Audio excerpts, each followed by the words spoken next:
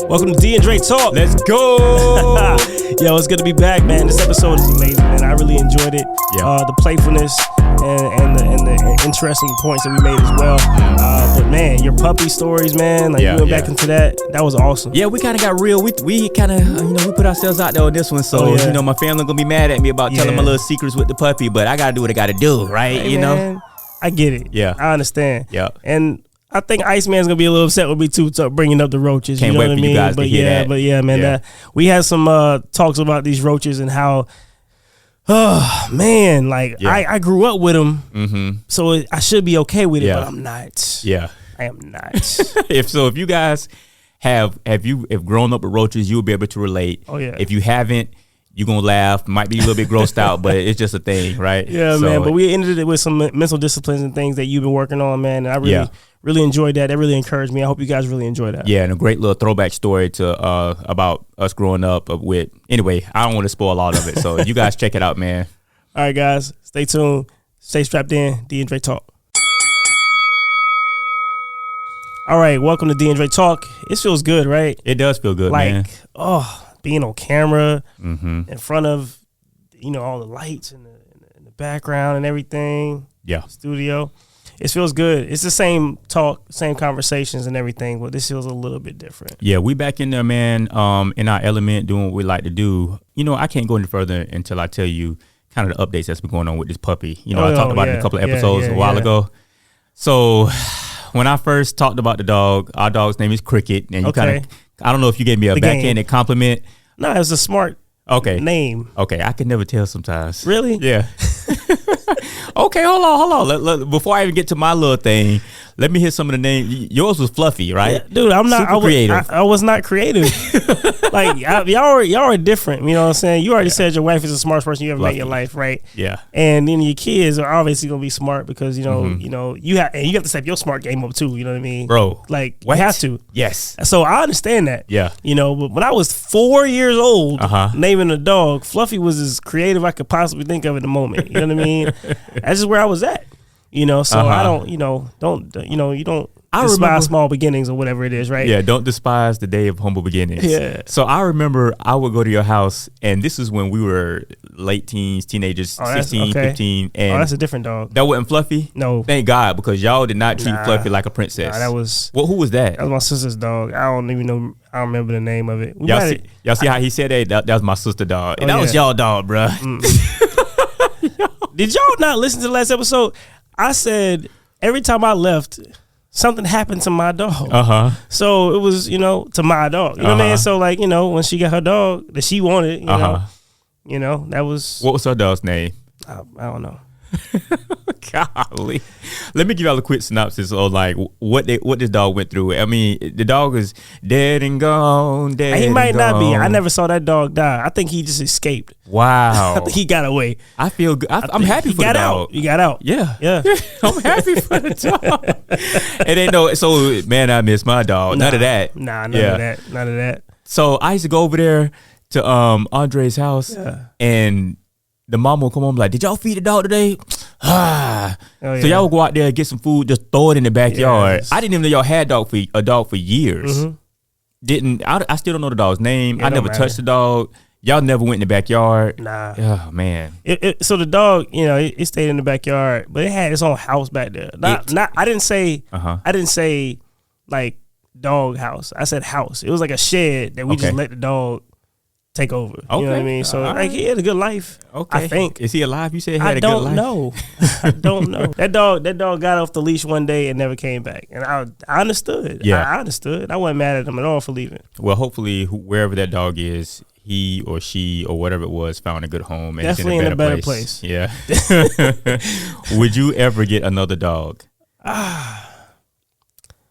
If I have a family, yeah. Yeah. But that's the only way. Yeah. Like I have to have a family. If it's me being single, I'm not gonna get a dog. My life isn't really designed to be responsible for a dog. That's a good point. Like, you know what I mean? Yeah. I travel like every week. Yeah. I'm on the road, every weekend, and I'm in Georgia, I'm in Florida, I'm in Middle Florida, I'm in North Florida. Like I'm doing a lot of traveling, so it's not really possible for me to have a dog at the moment. But if I ever have a family, absolutely, I would love to have a dog. Well, let me tell you something that I thought about for the first time this past weekend. I was talking to a good buddy of mine, Glenn. Remember Glenn? Oh, Simpo? yeah, I remember Glenn. So I was telling him that we got a puppy at the house, and they have a dog also named Gator. He's a Florida Gator alumni. Oh, man. Right? Of course. So he said, I was like, hey, man, what y'all got going on this weekend? He said, we got a good day. We're all eating like a picnic after church at the park, having a good time. Beautiful weather this past weekend in Jacksonville.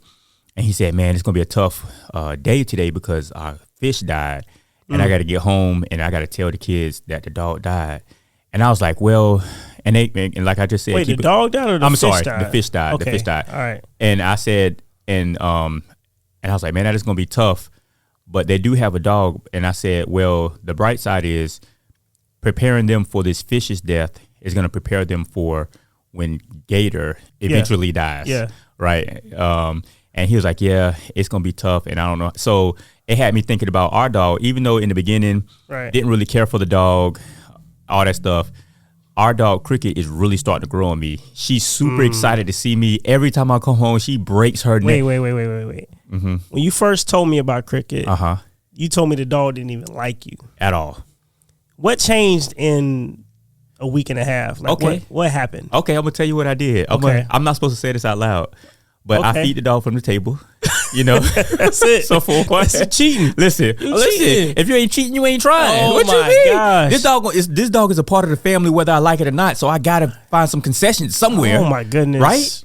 You can't do that, man. What you mean? Doesn't the dog have a strict diet that they got to stick to and everything? I don't give a damn about none of that stuff. Yo, like this is another person in my house. It's either us or the dog got to be gone. Now, I will say that's a great strategy. Yeah. Giving them food off the table is a great strategy. I've learned that from my Uncle Craig. Okay. My Uncle Craig had dogs, cats, anything that was in the area loved coming to his house. It was annoying to me. I felt like it was Pet Cemetery. You know what I mean? It was like, wow, these cats. Anyway, so like he would like any like he didn't let you throw away any food. Okay. Yeah, once you were done eating, it was like, hey, put that in the pot. Yeah. Put this, there's an extra pot over there. Scrape that every time. Yep. And he used that to feed all the animals in the area. I mean, I'm surprised deer and all kind of other like animals ain't come over because like he really did feed them real life food. He never. I don't think I ever saw him go buy cat food or dog food, any of that. He really just fed them whatever. And I mean, them things love him. And now my sister's dog is like, I think Ava loves everybody, right? But I think she has a special place in the heart for Craig because Craig probably feeds her off the table. Well, he probably consistent. There's going to be a pattern. If that's what he does, if that's his MO, then you best believe. So sorry, Stacy, your dog's being fed from the table. Oh, for sure. And like, I think the way Craig looks at it, if I think it's good, they're going to think it's good too. I think that's as far as he thinks. Craig knows best. He probably knows what it is. Right. So here's the thing. So there have been a handful of times where I'm in the house by myself with the dog. And I'm like, all right, so I had a heart-to-heart with Cricket. I'm just like, look, bruh, it's a girl. I'm like, look, bruh, it's me and you. You know what I'm saying? I hope she's watching right now too. You know what I'm saying? I know she's watching. So what happens is, I got to decide stories. So what happens is when everybody's going from the house, we put her in the cage and we have a camera so we can see what she's doing. Okay, yeah. And we have this dog channel with music and dogs and all kind of stuff. Dog TV, man. Yeah. They supposed to like, who knows if they really like that or not. I mean, I used to, my dog, we used to, before Fluffy? No. Oh. I don't want to. Okay. The dog that's no longer with me. Okay. Didn't die. Break up. Yeah. That's a whole nother thing. Yeah, I know, bruh. man. I know. That anyway. So that dog and I used to watch dog TV on a regular, and they enjoyed it. So, yeah. I mean. Okay, so there's a couple things I respect about this dog. So I had a heart to heart. I said, look, Cricket, you in the family now. I'm the man in the house. I'm alpha. I don't know what you had going on before you got here, but this is what we're gonna do. These are the rules of engagement. I said, you will respect me in this house. I'm gonna take care of you. When we go for a walk, we're gonna be cordial. We're gonna mind our business. We're gonna only do number 1 and number 2 in our yard, but we're gonna have a great time. All I ask is for your respect. You know what I'm saying? Like that dude said back in the song, I need love and affection. Remember that song? Yeah, yes. Future. So Future. So in return, they're gonna be random acts of kindness that's gonna happen. All right. So she looking at me like, bruh, and I said, I recognize that you're smart. I recognize that you have a whole lot of energy. Oh yeah. You're only 5 months old. Yeah. So you're a toddler in dog years. Okay. Right. So I get it. I got 2 kids. I know what it is. So, golly, and so I started feeding her every now and again. Every time I get anything, I feed her a little bit, and she loves it. Yeah. But it's only when we're by ourselves. So we got our own little thing. Like we go places we not, cause like the wife and kids, they got rules like make sure you got the leash. Don't take her no further than this and all that stuff. We be all over them. Yeah, we were all over the map. This is like my. You know they watched and listened to the podcast, right? Yeah. Okay, are they gonna be okay with this? I mean, listen, I got to be able to sleep at night. I got to be able to walk in my house. I understand. So here's the other thing too. So with these rules, like I be having it all over the map. So to me, I look at cricket as a grandchild. I already know what it feels like to be a grandfather. Okay. So you're supposed to spoil your grandkids. Yeah, I see what you're saying. Yeah. So that's what it is. So it's a good situation now. And she loves me. She looks forward to me seeing me coming home. She welcomes me but she still is a puppy. So her love language is biting. Yeah. So everything she does, like I come in, she'll bite my knees. She'll come and try to knock me down, all kind of stuff like that. But so anyway, it's a good situation. Sorry guys, it is what it is. No, I get it. So we have a great understanding. But you mentioned one thing about your Uncle Craig, right? Oh yeah. You said all kind of animals, raccoons, everything, snakes, rabbits, all of it. The whole Snow White type of thing going on, right? You ever been around a lot of roaches? Like you ever had roaches in the house? Man, how you feel about roaches, dude? All right, see, I feel like you know some stuff. I think I'm just bro. We're gonna have to have this conversation. I'm gonna go here real quick. Okay. So my man Iceman, right? My roommate.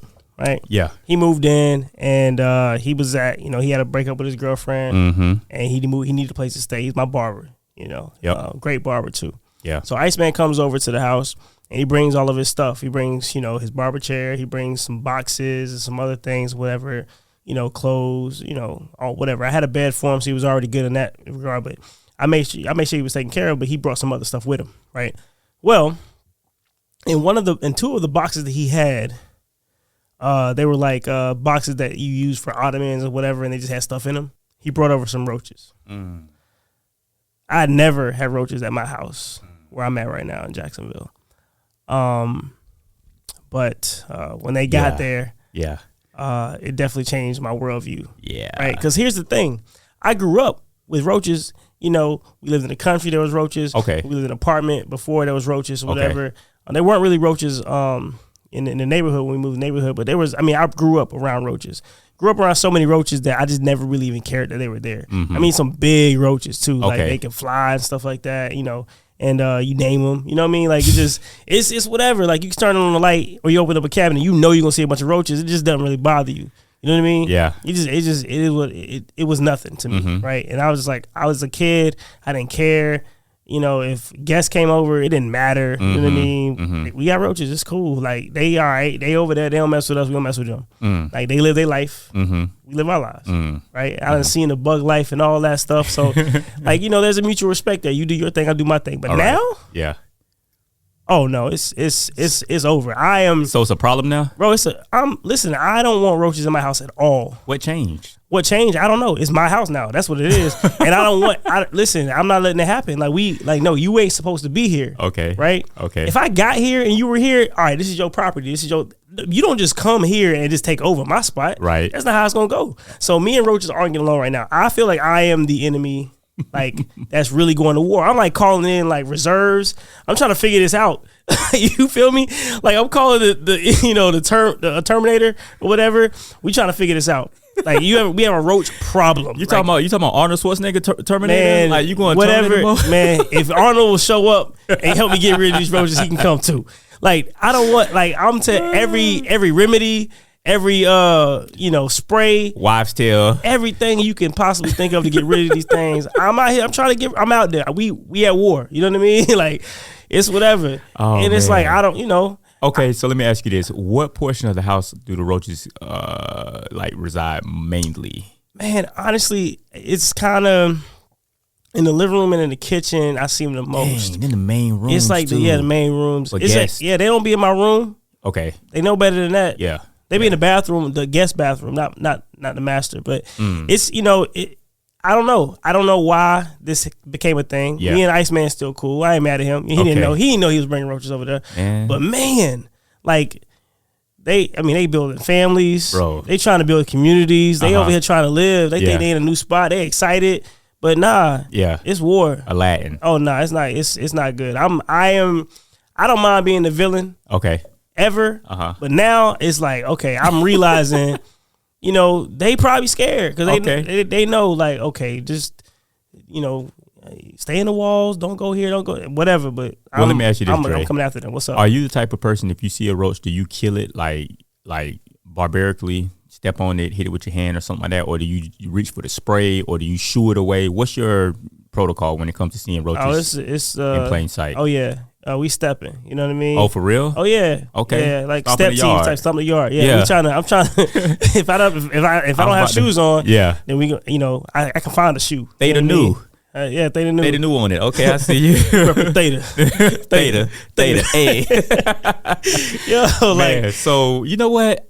Growing up, we had roaches too. Yeah, bro. Like a lot of the black people I knew. Yeah, there was some people that didn't. Their house was like, you know, who I'm talking about. House was so clean, looked like a museum. Right. You couldn't sit in the living room. Right. That was just off limits. You might as well have a velvet rope going to some of these rooms. Oh yeah. And roaches would see it and turn around like, hey, we ain't got no ticket to get in here. It's not even right. It's not a thing. But we had roaches growing up, and I think it's mainly because me and my brother, we were very respectable. But we knew how to clean. We would clean when we needed to, but we would just be eating in our room or in the living room. We'd leave stuff everywhere. We have a trail of crumbs. It looked like Hansel and Gretel all over again. Oh yeah, for us growing up, right? And my mom would be like, "Boy, you know," and my mom invented curse words, so she would just chew us out. You know, so it's crazy how far my mom was going, because my mom, she's in her 70s and she swears she never beat us or raised her voice at us. I was like, "Mama, what?" I don't even want to get started with that, because like love you, mama. But here we go. A lot of times when I talk to my mom about like the trauma that we went through as kids, it's I know she did the best she could. I understand that, but she don't want to hear that she ever did anything wrong, like ever. So like it's a delicate conversation. You can't just be like, "Mama, you should have did this better. You should never," like, that's dangerous. Yeah, you can't just tell her that she should have did this or she should have did that. Still dangerous to this day. I would never.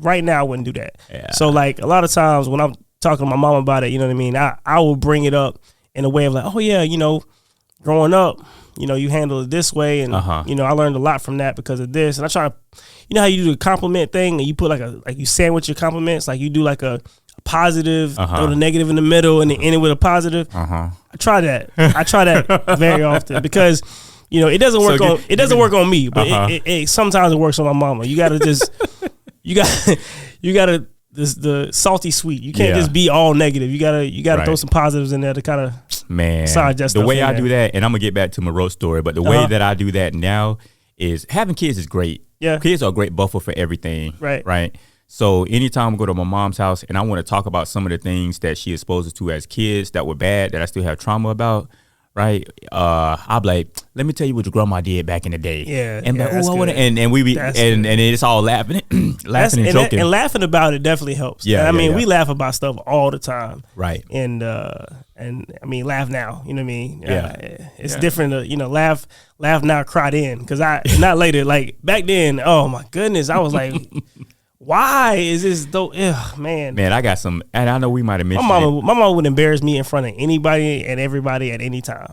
And she was not going. It didn't matter. Like really? I think, man. That's one thing my mom didn't do. In church, and at school, it didn't matter. I wasn't, you know. And you say mama didn't do that. She wouldn't do it in front. Like even at school, if she wore me out one time, but she took me out of the sight of other people. It was still on the grounds, but my mom is very private, and she would take us somewhere, or and what was even worse, she said, wait till we get home. I'm just like, man, I gotta wait on it. I'll never forget my grandma one time. We did something, my grandma used to wear us out. We did something we weren't supposed to do.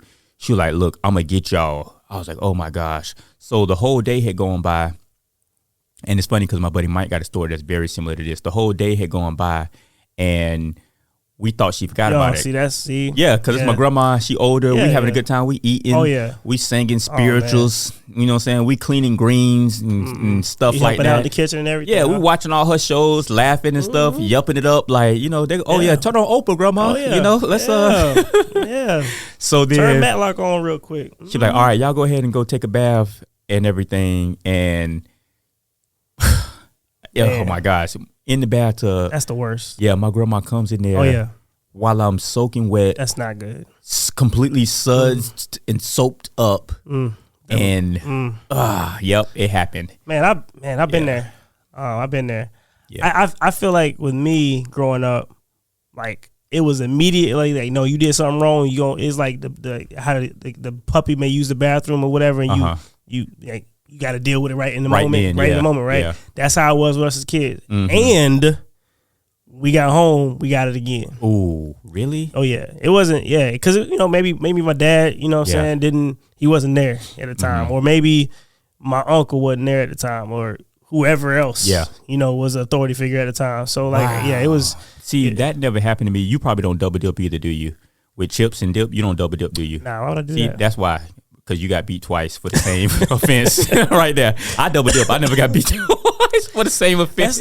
I don't double dip because it's inconsiderate to the other person. But it's deeper than that. You just don't realize it. So you saying that's okay? So some deeper psychological thing going on? Absolutely. I mean, you might be right, but I don't know. No doubt. But anyway, so we had roaches growing up, and it was commonplace for us also. You knew when you opened this particular drawer, it's going to be roaches. You're going to see the evidence and everything. And, if you had people coming over, you try to steer people away. But for the most part, people knew because a lot of people had them. Yeah. So recently, we had roaches because of the same situation. My daughter had drug this filing cabinet from somebody else's house that was on the curb. They were throwing away. She's like, ooh, we can use that.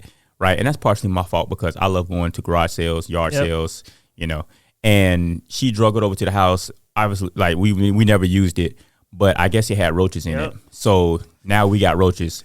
And it was, it was so bad that we had to move out of the kitchen. We consolidated the kitchen and the dining room because we had to find a way to remedy this. So so when you walk in our house, we have a little foyer area. We put a little table right there in the foyer so we can all eat dinner comfortably away. Goodness. Bro, it was bad. No matter what we did, they were in the dishwasher, in the microwave. I'm like, how y'all get in the microwave? Why y'all in the microwave? I've seen roaches in the microwave before. Yeah, that's why. Yeah. Oh my gosh. Yeah, in the utensil drawers and stuff. So I finally found a remedy and it has worked. Okay. Right. So what I did was, and this is for everybody right here. If you guys, please, I'm taking. All right. So check this out. Notes right now. Let me get my if you want to remedy, if you got roaches, I know you don't want to admit that you got roaches, but this is what you do. You get 4 boiled eggs. Right. Are you taking notes? This dude. You get 4 boiled eggs, and you just want the egg yolks, not the egg white. You can eat the egg white. You take the egg yolks, set them to the side. You get a 1/2 cup of sugar, right? And then you get a 1/2 cup of boric acid, dry. Because I tried to make this solution with some wet boric acid and some other stuff, and it didn't work. You said boric acid? BORIC. Okay. This dude taking notes. Some boric acid. And what you do is you just make a paste out of you mash up the egg yolks, you get the sugar, you get the boric acid, you make a paste, and what you do is, now that you have it in a bowl or whatever, you can take little pieces of that and you can put it in bottle caps or just whatever. You can put it on pieces of paper. Okay. You can put it directly on the surface if you want to. And what happens is you put it in various places to bait the roaches. Right. And they are so attracted to the yolk and to the sugar, they'll take it back to the house, and it's like a Trojan horse of sorts. Yeah. Right. And then when it gets there, it kills the whole colony. Oh, and man. bro, when I tell you that thing worked, I'm looking for roaches because my daughter was telling me the other day. She said, "Daddy, I was reading the other day that everybody has roaches, but you have a problem when you start seeing them." Because here's the thing: where do roaches come from? If you drop a crumb on the counter, it's not like roaches come from the outside. Like, oh, we smell food and come in. Right. They're always there. Yeah. But I think if you give them a reason to multiply and you fuel that stuff, then it's like, okay, now we can multiply. Now we're gonna come out here. We're gonna congregate. We're gonna colonize and take over. Yeah, so try to take over for real. But when I tell you that thing worked, it worked like a charm. Sugar, so you guys, egg yolk, boric acid. Yep. Mix it all together. Get you some little bottle caps, like your little bottle cap right there, and just set it in different places. Okay. Make sure it's out of the reach of the dogs. That's been the biggest obstacle. Our dog eats everything, and just let it work. And it's supposed to kill ants, roaches, spiders. Everything. That's good. Yeah. All right, I'm gonna get that boric acid, sugar. Sugar, bro. That's interesting. You shouldn't be eating sugar anyway. Okay, I know sugar's bad for you. Mm-hmm. I know sugar's bad for you, but shouldn't you is it okay to have a little bit though, bro? Okay, is it okay to have a little bit of crack? It's the same I've thing. I've never had crack. Well, but I've had sugar. Okay, well, for what I pretty hear, good. Yeah, it is. It's very good. Like, and I don't even like sweets like that. Like, I'm not a sweets person. But like, if I gotta drink coffee, like obviously it's gonna be as much sugar as I can possibly find. Right. To add to that thing. If I gotta, you know what I mean? Like if you like strawberries with sugar, like so good. So good. Like sugar has its place, in certain foods. Yeah. I don't necessarily need it. Right. But like I like it. Because it tastes good. It does. And if it tastes, and then when you taste it, it makes you feel good because it tastes good. Right. But like I don't think I need to do it all the time. Right. If I do it every now and then, I'll be all right. You know what you sound like? You sound like a drug addict, bro. Yeah, I know. That's how people start taking meth, bro. Yeah, I get it. Okay. But you're your own plug right now. I understand that. I know that sugar's bad for you. Right. And I don't love sweets like that, so I don't do a lot of sugar. But like, I mean, yeah, I get it. Yeah, I understand. Okay. I remember the first time that we gave my daughter or son, one of them, some sugar. The temperament changed instantly. Like their brain and everything. They went from being like somber, happy, and all this stuff in that moment. They tasted the sugar and they became a vampire. It was just like, let me get some more of that right there. Well, yeah. I mean, okay, but like growing up though, we had sugar all the time. Yeah. Do you remember how we made Kool-Aid?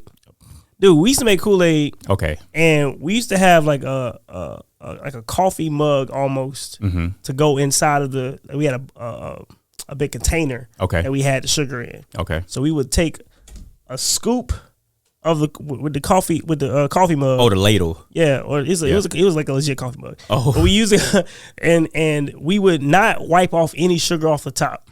So that's a heap. Yeah, it was. Yeah, so whatever we picked up was going in the container for the Kool-Aid. Okay, and we did 3 scoops of that. Oh, without not 3 heaps of sugar. Absolutely. Wow. And we put that in there and stirred it up really good. Yeah, hold on. Let me call order you some insulin right now, cause bruh, that can't be so good. Like that's what I'm saying. That's how we made Kool-Aid. It was amazing though. It was so good. And like I mean that's just how it was. Like so when I look at sugar from growing up, I was like, man, we really overdid it. You know what I mean? It was way too much. It was like, well, you gotta do that. You know what I'm saying? when you drinking some Kool-Aid, that's why you know it's too much. But I mean, it's better than some watered down, whatever. Like I love water now. Yeah. But back then it was like, this is the way to go. I can say, and all of my friends, all of our mutual friends that have experienced y'all's Kool-Aid can agree that y'all made the best Kool-Aid. It's the best. Y'all made the best Kool-Aid. Because it wasn't just that though. We did like extra stuff though. Like y'all put pineapple. Yeah. Like a little bit of Sprite. Yeah. Like it was. Y'all was making hunch punch without the hunch part. It was so good. Without the punch. It was really good. But so my daughter just got off of a 21-day sugar fast, right? And she 11 years old, bro. She's so much better than me, bro. Like I love you, baby. You know what I'm saying? But so she just got off this 21-day sugar fast, and her friends were doing it. They have like a little Bible study group. They meet on Mondays over the phone. Like all that, yeah. What? Bruh, yeah, it's amazing. Wow. Yeah. Thank you, Lord. Yes, it's the whole. We got to talk. One day I'm gonna have to just talk about my thoughts on having kids. Yeah. And I'm anyway. And so she did 21 days. It was no sugar and no screens. Like yeah. Right. What? Yeah.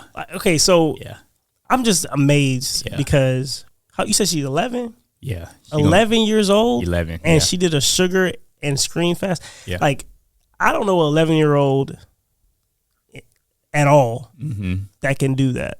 Listen, I don't know a 21-year-old. Oh, man. I don't know anybody. Sugars and screens? Yeah. Man. Hey, you know what, real quick? Sugars and Screens, that's a good band name. I like it. Sugar and Screens. Ooh, band name. I like Called it. But so then her and her friends, they got finished with the 21-day fast. And there were times it was a struggle, but they got through it. But the mistake she made, and I'm so glad she made this mistake and learned the hard way, was she immediately ate so much sugar, her and her friends, to celebrate. No. Yeah, to celebrate. I was like, and she got crashed? sick. She got sick, she got sick, yeah. Like, that's not, she got full blown sick. Yep. But this is what I'm saying though. So she ate a whole bunch of sugar and immediately got sick. We know that bacteria thrives on sugar and a more acidic environment in the body. And that was just proof positive that it does what it does. Like, sugar is just, it has so many bad. No, it's terrible for you. It is, especially processed sugar, right? So I've been thinking about just trying to go on that same sugar fast and then trying to make it a lifestyle because it just doesn't, you don't need it. I tell people, a lot of people who ask, you know, about weight loss, weight gain, whatever. I tell them, the first thing I tell them is, because I don't know how to get, stop eating sugar. Yeah. Yep. Period. Drink a lot of water. Period. Exercise regularly. Yep. You'll be all right. Yep. And most people who actually follow that through, they lose weight. Yeah. They're healthy. They look better. And it's not that rocket difficult. Science. It's not, you know, and there have been times where I went on these little things where I drank nothing but water. And then I learned to love water. And then when I taste something that has sugar in it, I'm like, oh my gosh, how did I ever drink this? Right. So it's the same way. I keep bringing Mike up. This is the episode about you, I guess. Mike P. But he is doing like 100-day sugar fast. And I think he's a pescatarian also. Okay. Yeah. And he's not even exercising, but he lost like 40 pounds, bro. That'll do it. Yeah. So you guys want to lose some weight, man, just stay off the sugar. Just try it. If my daughter can do a 21-day sugar fast and screen fast, then some of you guys, now the withdrawal is crazy. Have you ever tried to like, okay, so, oh man. So I've gone on straight up like starch fast before, and just any kind of specific fast. When it's something that you've been consuming your whole life, when you take it away for a substantial amount of time, you crave it so hard. It's crazy. Yeah, you got to purge that stuff out of your body, out of your system, you know? I think I understand it. I've never really experienced it myself because I really don't. Like, I like a lot of stuff, but I don't have to have anything. That makes sense? Like, I really don't. Like, I love steak. Yeah. I love steak. Okay. Like, a good steak is, like, great. But you can't eat steak every day. You just can't. I have a steak, like, once a month. Maybe. Yeah. You know what I mean? But I love it. It's my favorite food, but I don't do that. Yeah. Because it's just, I don't like how my body's going to feel, really. It's not really about, like, what's healthy or what's not healthy. Like, I know I'm not going to respond to this correctly, so I don't do that. I don't love sweets, you know, so I don't like soda like that. So like, there's a lot of things that I kind of like. I end up being more healthy because I just don't like the way I feel. Yeah, and that's really that's how I've like measured how I'm going to live my life. Basically, it's like whatever makes me feel good is what I'm going to do, and I don't mean feel good as like this instant like jolt of like fun or whatever. I mean like I got to feel good every day. You know what I mean? If I'm sluggish, if I don't feel right, if I feel like a little bit congested or whatever, I'm not going to deal with that. Yeah. So that makes sense. That makes sense. And here's the thing. I think it's important when you take something away to introduce something else. And for me, the main reason I take something away is for disciplinary reasons and to build up mentally. And it makes sense for me right now to go on a sugar fast because I've been waking up every morning at 4:00 and I do like these breathing exercises that I mentioned. Yeah, the breathing thing. And I've been taking cold showers every morning. And that's a big accomplishment for me because I hated cold weather and anything cold more than anybody I knew. Now I literally look forward to taking cold showers, right? Sometimes I have no hot water at all. Some days it's a straight up cold shower from start to finish. And when I get in there, this is literally how it goes. I get in that shower and I look at this. I stand off from it, stand at the back of the shower area, and I let it run. And I start breathing and I start talking to the shower, really talking to myself, right? Right. And I'll allow myself to feel the full experience. And I'm not trying to block it out. This is the main thing. I'm not trying to block out the pain. I'm trying to accept the pain, cope with it, negotiate with it, if you will, so that in return I can elevate myself because at that moment my threshold raises up. So my tolerance, I grow a little bit is what happens. And you can't grow without pain. Yeah. Right. So I sit there, I let the water run, I negotiate with myself, I negotiate with it, and then I say, all right, here we go. The last thing to do is to take action. And I get in there and everything that I felt before I got in, I feel when I get in, and I already know what it is. And I tell myself, let's get through this because it's worth it. And then once I get past that first minute and I get through it and I turn sideways and make sure everything in my back, face, stomach, everything. And once everything is acclimated, then I start feeling great. So what was once an enemy of mine really ended up being an asset. Yeah. And an ally. And then when I get out, normally when I take a shower, I would get out to dry off and to warm up.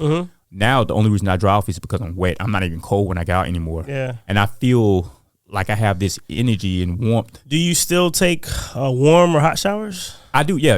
Okay. Yeah. So like I need to get clean.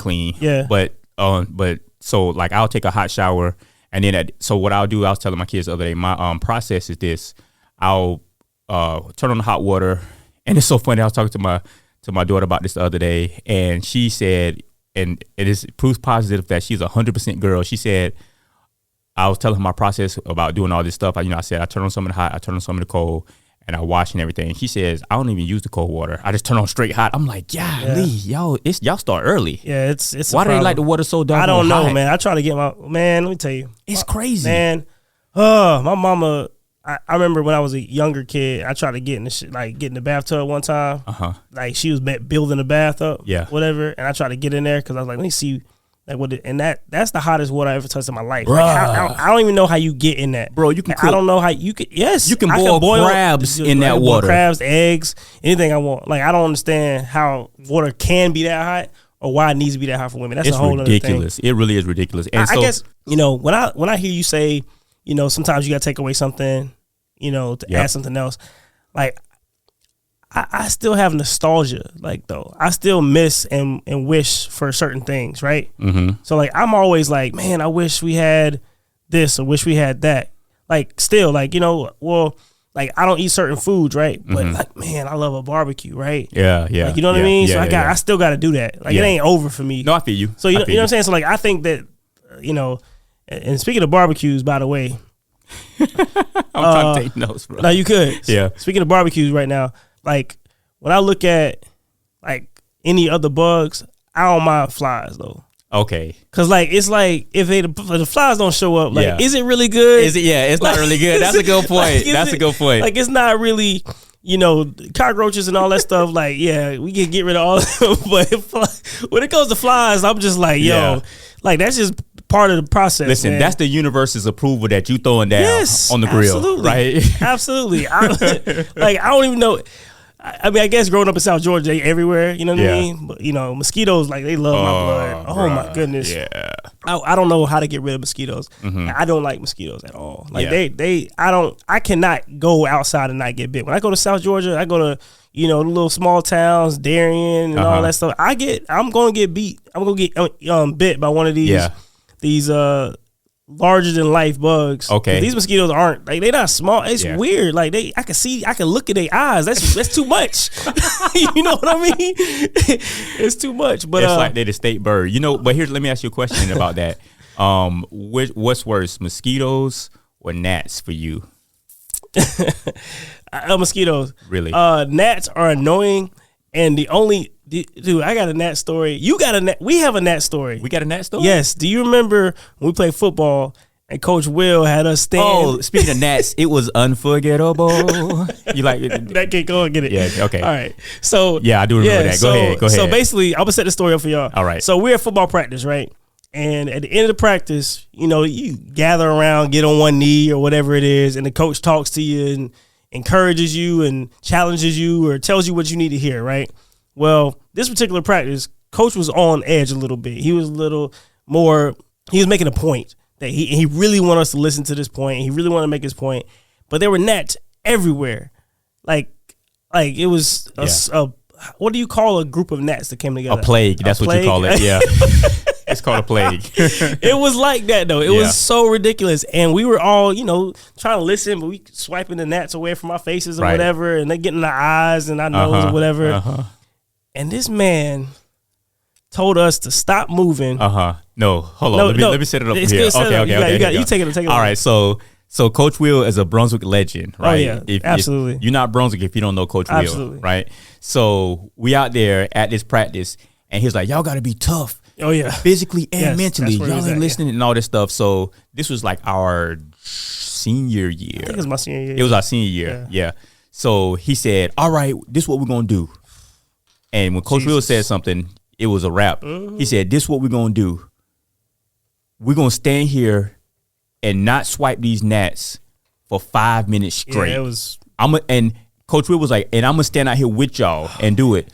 This man got his watch. Yeah. So hold on, you remember Tony G? Yeah, I remember Tony G. Tony G, rest in peace, man. You know, just great dude. You know, love Tony G, his family and everything. Tony was full of life, a lot of fun. Good Tony dude, was a trip. This dude was like, "All right, Coach Will, I see you, but I'm gonna take it. I see you, and I'm gonna raise you." This dude took his shirt off. Okay, Tony. Mistake. So Coach Will put his shades on, got his watch out. He's like, "All right, here we go." And then at first, everybody was sitting there. Will was good and everything. But like 30 seconds in, people started squirming. Dude. Tony was struggling. Yes. And Coach Will the whole time, stoic. Like this. "All right, y'all got 4 minutes." And you see the gnats and mosquitoes lighting on him, flying around. So then after a while, I had to play it off, Dre. I'm looking at people, they trying to swipe stuff. I'm like, "Hey man, y'all better stop playing. All y'all over there, y'all better keep," you know what I'm saying? I'm trying to like find ways to. And Tony, he just getting eaten alive. Minute two was the worst. Like, bro, I remember sitting there trying to figure out like how I'm and the whole time I'm like, I just want to figure out how I'm gonna do this. Like how is anybody not going to move? Yeah, like this is the most annoying thing.